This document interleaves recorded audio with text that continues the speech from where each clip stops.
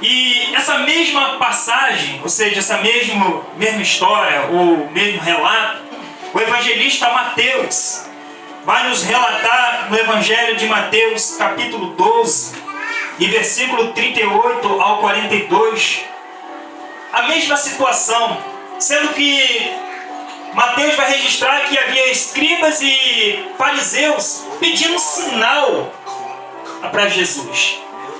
Eu quero que vocês entendam um detalhe, que por onde Jesus passava, sinais, prodígios, maravilhas aconteciam. Enfermos eram levados para próximo de Jesus, e Jesus os curava. Os paralíticos eram carregados até Cristo, e ali se levantavam e saíam andando na presença de todos. Muitos cegos, surdos, mudos, endemoniados chegava perto de Jesus e eles curavam. Então, quantos sinais Jesus multiplicou pães e peixes na presença da multidão. Tu és fiel, Jesus, e poderoso. Jesus, certa feita, estava em uma festa de casamento e operou um sinal maravilhoso ali, que foi a transformação de água em vinho naquele casamento. Então, quando Jesus operava milagres, operava sinais, as pessoas, por mais que Jesus pedia para não divulgar, as pessoas divulgavam, irmãos. Porque quem não recebe o milagre, que não quer contar as boas novas. Eu, por exemplo, quando acontece alguma coisa de bom, quando o Senhor opera alguma coisa na minha vida, eu quero contar. E isso é bom, porque ativa a fé, aumenta a fé. Só que os escribas, os fariseus, vendo aquilo ali, vendo que Jesus estava operando e operava, pedia sinal. E Jesus vai olhar para a multidão, e muitos da multidão ia pela conversa dos escribas, dos fariseus, e como Lucas relatar, pediu um sinal. Então Jesus, vendo aquela situação ali, ele vai dizer para eles: qual geração? Olha como que Jesus ele é bem enfático, geração má. Em outras traduções vai dizer geração má e adúltera ou perversa. Por quê? Porque está vendo sinais, está vendo as coisas, mas mesmo assim não estão acreditando.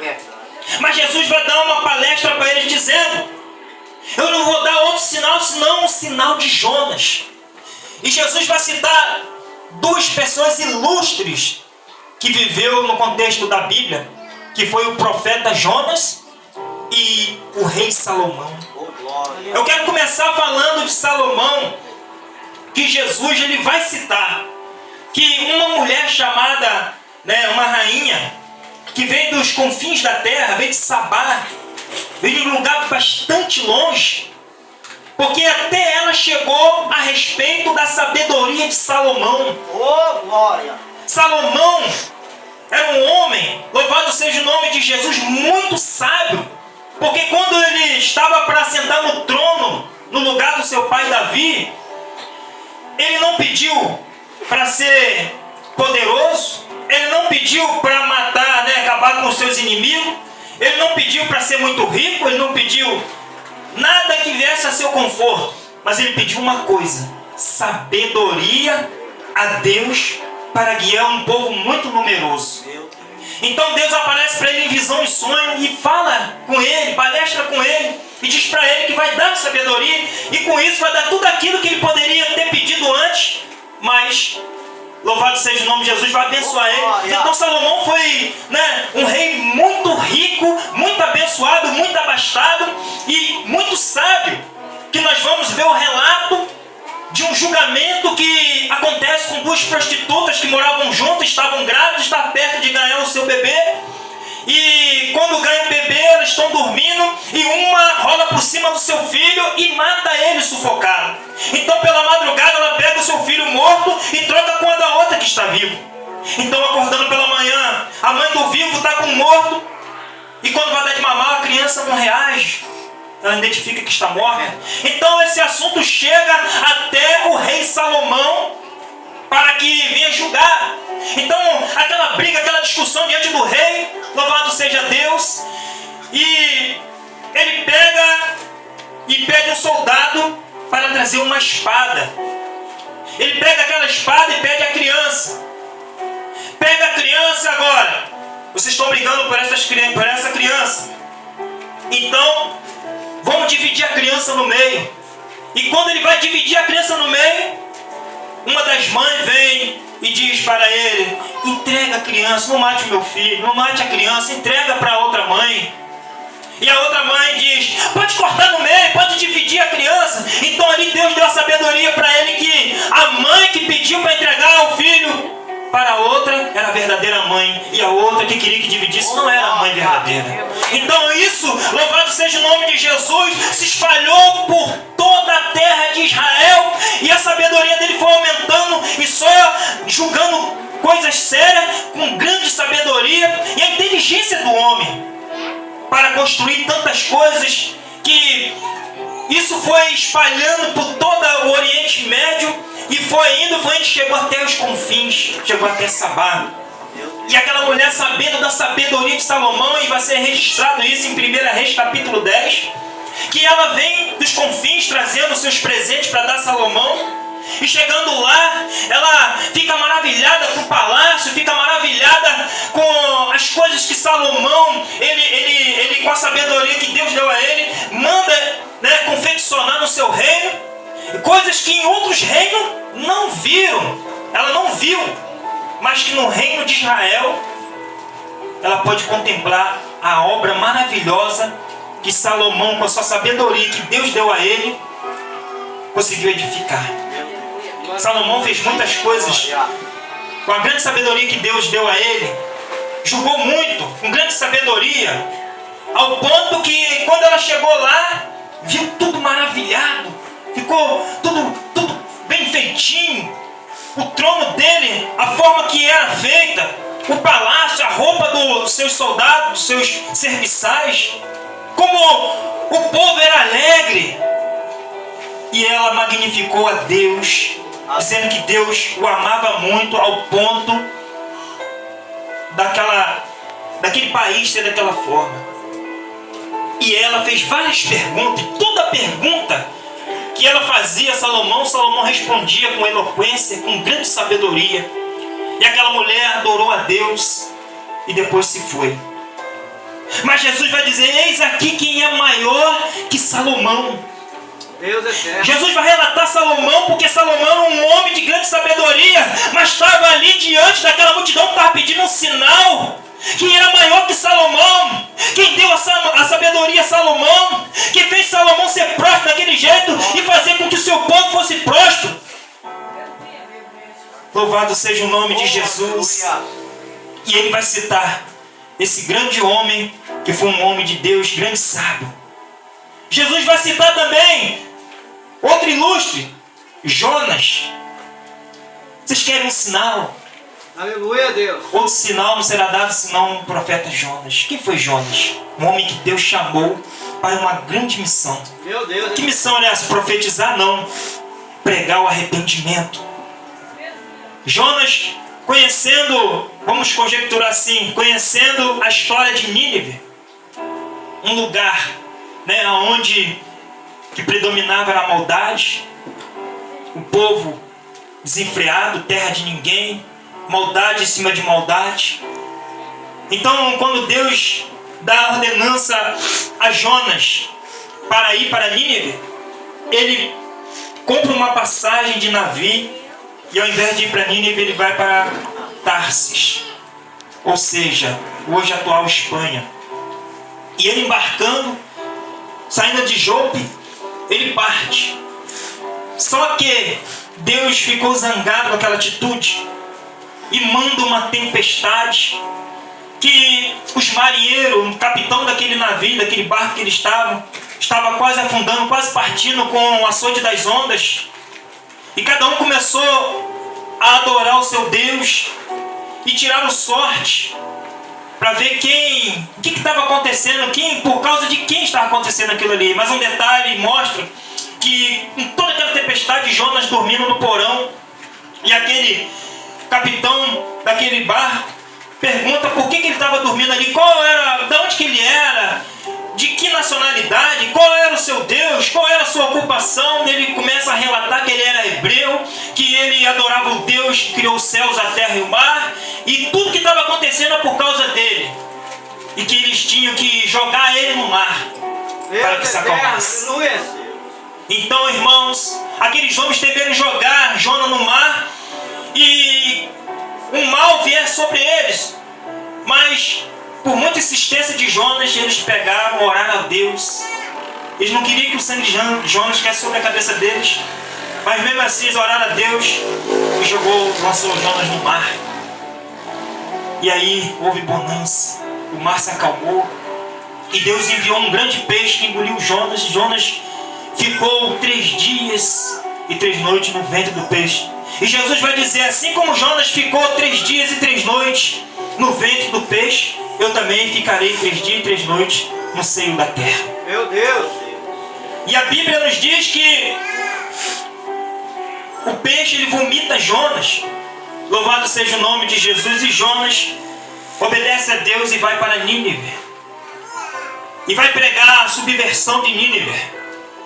E chegando em Nínive, ele anda caminho de 3 dias. Olha o tamanho da cidade. Ao ponto de ser 3 dias de caminhada para poder chegar até o final da cidade, dizendo, em 40 dias, Nínive será subvertida. Em 40 dias vai ser destruída. Então o povo agora começa a ficar temeroso, começa a se arrepender. E ali, louvado seja o nome de Jesus, começa a ficar com medo. Que chega ao ponto, aleluia, do rei de Nínive saber dessa história e prega para aquele povo jejuar 3 dias, sem comer, sem beber. E pede para eles colocar pano grosseiro no corpo, ou seja, aquele pano de saco. E senta na cinza, começa a jogar cinza sobre a cabeça. E até os animais também foi proibido de comer, porque fazendo assim talvez Deus se arrependeria e não destruía a cidade. Então isso que aconteceu. Louvado seja o nome de Jesus. Aquela cidade se arrependeu, se converteu. E Jesus vai dizer que estava ali quem era maior do que Jonas. Porque a rainha de Sabá vai se levantar no dia do juízo e vai julgar. O povo de Nínive, no dia do juízo, vai se levantar e vai julgar essa geração. Então, ou seja, uma geração que estava pedindo sinal a Jesus de tantos milagres, de tantas curas, de tantos, louvado seja o nome do Senhor Jesus Cristo, tantas coisas maravilhosas, eles estavam pedindo algo além, ainda não estavam acreditando que Jesus estava fazendo. Mas Jesus estava dizendo para eles, eu não vou dar outro sinal senão o sinal de Jonas. O sinal do arrependimento. Um sinal que tem que acontecer também nos dias de hoje. Porque, pastor, você está dizendo sobre arrependimento? Porque eu a cada dia eu tenho que me arrepender. Porque todos nós somos falhos e errôneos. Todos nós, louvado seja o nome de Jesus. Aleluia.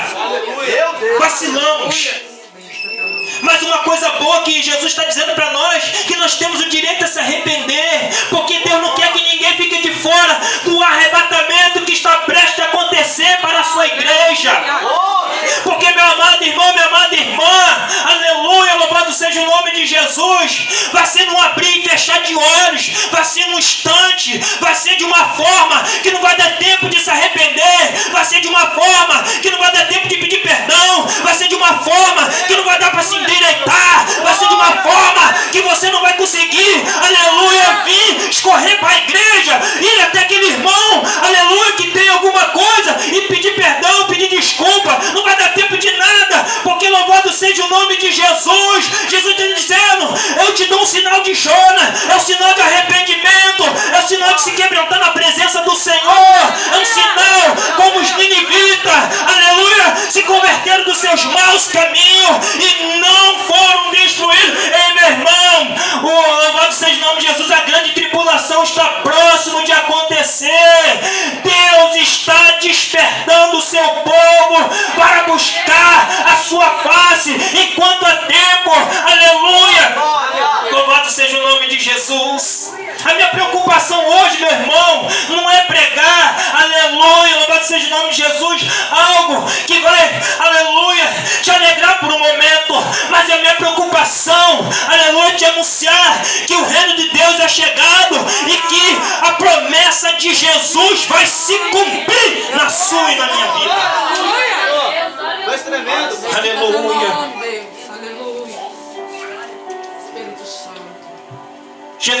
dizer, um sinal que eu vou te dar é o sinal de Jonas.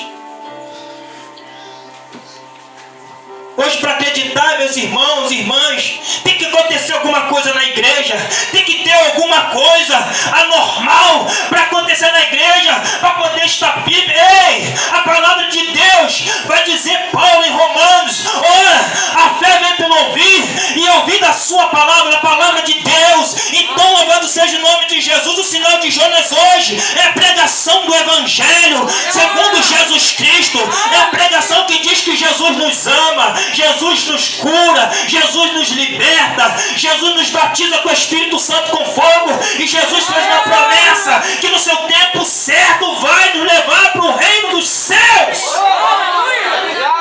Não é tempo hoje, aleluia, de estar buscando sinais físicos, mas é tempo de estar buscando sinais espirituais. E qual são esses? Sinal da fé, da perseverança em tempos de crise, em tempos de dificuldade, em tempos de perda, em tempos de escassez. A multidão afluía, Jesus me dá um sinal. Nos dias de hoje, muitos querem sinais, muitos querem tocar no sinal, porque a fé, não mais uma fé naquilo que se espera, na prova que não se vê, mas naquilo que pode ver e tocar. Nós estamos em pleno século 21.